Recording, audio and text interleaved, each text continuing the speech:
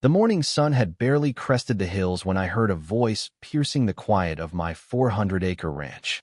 It wasn't the crow of a rooster or the creak of the old windmill. It was Lisa, shrieking into her phone, stationed beyond my gate with binoculars and a clipboard, yelling to a 911 operator about a trespasser in a flannel shirt hauling livestock across private land. She had no idea the man she was reporting owned every inch of this sprawling property, the very reason her tidy HOA neighborhood had power lines and ambulance access.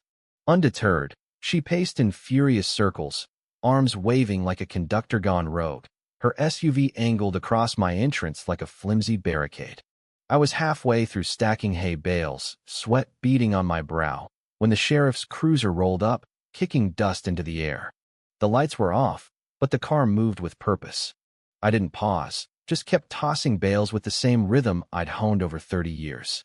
From behind a line of fence posts, I saw the deputy step out, notebook in hand, as Lisa launched into her tirade imaginary code violations, bylaws recited like scripture, pointing at my tractor, the windmill, even the sky itself, as if it offended her sense of order. The deputy's eyes flicked past her, meeting mine with a nod that carried the weight of a shared secret. He knew me, and that's when I knew this was about to get messy, not because of Lisa's words, but because of the grin spreading across his face, the kind you save for someone who's just stepped on a rake. 2 weeks earlier, I'd returned to this ranch, my family's legacy, craving the quiet I'd lost in a career wrangling bureaucracy from Phoenix to Tallahassee. I wanted peace, not power plays from a cul-de-sac queen like Lisa, who fancied herself the sheriff of her HOA domain. She first noticed me when I parked my trailer near the tree line. Within 30 minutes, she was at my temporary fence, clutching a printed map and claiming my land belonged to her HOA. I told her politely that the deed, the title, and a century of family history said otherwise. She waved her map some blurry Google Earth printout with sharpest circles and insisted her HOA newsletter proved her point. I chuckled, not out of humor, but because I'd written the zoning laws for this district in 2003. The original sat in my safe, but I didn't argue. That was my first mistake. Lisa's crusade escalated fast. Notices appeared, pinned to my gate in plastic sleeves. Grass too tall, livestock unpermitted, an unauthorized flagpole, a cedar post with an American flag, and a carved eagle my grandfather made. She posted a photo of it on her HOA's Facebook group, captioning it, "New resident flouting decor rules fine or warn?" I ignored it, fed my horses, painted my barn, ordered gravel for the driveway. Then she blocked the main road, claiming it was private, threatening to tow my truck. That's when I made a call. See, Lisa didn't know I'd spent 15 years on the National HOA Regulatory Oversight Committee, approving the very pilot program her HOA operated under. I still held advisory sway, and her neighborhood's paperwork down to pool maintenance and pet limits filtered through my oversight. When the sheriff saw my ID, he didn't need a court order to see the absurdity. He leaned toward Lisa, his smile sharp. "Ma'am, you just called the cops on the guy who signs your HOA's federal compliance reports." Her mouth gaped, a fish hooked and floundering. I tipped my hat, turned back to the barn, and left her standing there, binoculars sagging, clipboard drooping like a defeated flag. Lisa wasn't one to retreat. She doubled down, her notices piling up, each more absurd. Hay bales deemed improper waste storage, my solar panels non-uniform, my rooster a noise hazard. I watched her one afternoon, creeping by in her SUV, snapping photos like a private eye. I waved. She didn't wave back. Then came the final warning, scrawled in red ink, shoved under my gate. I called Cheryl, my old colleague at the compliance board. "You're not gonna believe this," I said, describing Lisa's campaign. Cheryl groaned when I mentioned the HOA's name. "We flagged them last year for unauthorized charter changes," she said. "Still on provisional review?" I asked. "Yep," she replied. I didn't need more. Lisa was poking a bear she didn't know was awake. I didn't yell or sue.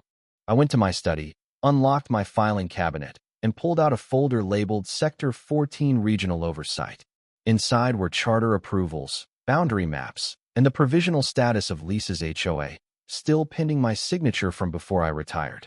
Her neighborhood was operating on borrowed time. I logged into the review system, credentials still active, and pulled 5 years of their filings. It was a mess. Unvoted amendments, illegal rule changes, discriminatory fines, all signed by Lisa. The real kicker? Their map claimed a buffer zone overlapping my ranch, justified by visual cohesion. She wasn't just a nuisance. She was a tyrant and a windbreaker, annexing land with delusions of grandeur. I printed a packet charter, maps, violations, and dropped it at her HOA's community mailbox, addressed to every board member. Within 24 hours, whispers spread. 2 board members were seen at the diner, poring over my papers, one nodding awkwardly when he saw me. Lisa didn't fold. She hired a security guard, posted him near my fence, and called it mutual visibility parameters.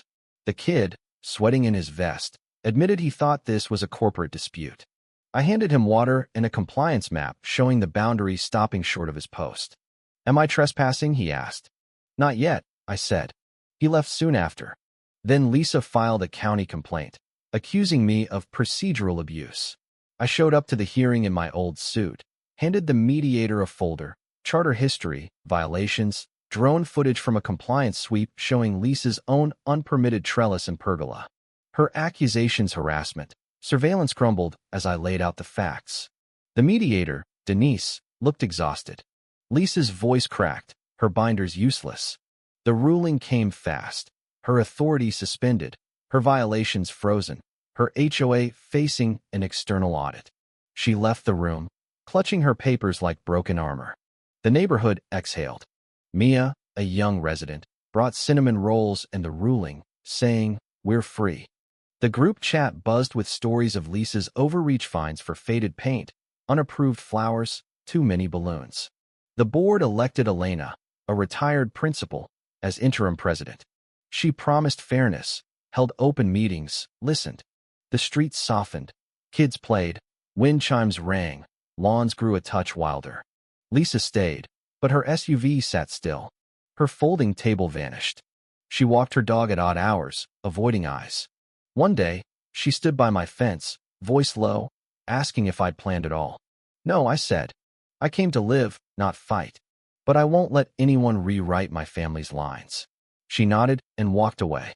The neighborhood threw a barbecue to celebrate the new charter. I brought cornbread, sat quietly, watched kids run and dogs beg. Mia thanked everyone who'd spoken up, mentioning me briefly. I nodded. No applause was needed, just relief. A few asked if I'd stay involved.